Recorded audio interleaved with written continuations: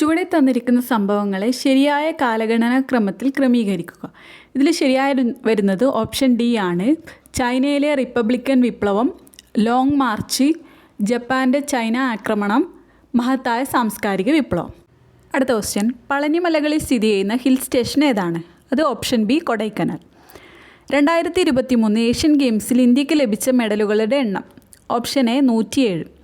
കരിമ്പ് കൃഷി, പരുത്തി കൃഷി തുടങ്ങിയവയ്ക്ക് അനുയോജ്യമായ കറുത്ത പരുത്തിമണ്ണുണ്ടാകുന്നത് ഏതു പാറപ്പൊടിഞ്ഞാണ്? ഉത്തരം ഓപ്ഷൻ എ ബസാൾട്ട്. താഴെ കൊടുത്തിരിക്കുന്ന വാതകങ്ങളിൽ ഹരിതഗൃഹ പ്രഭാവത്തിന് കാരണമാകുന്നത് ഏതാണ്? അത് option C carbon dioxide. താഴെ കൊടുത്തിട്ടുള്ളതിൽ ഏത് പ്രസ്താവനകളാണ് തെറ്റായിട്ടുള്ളത്?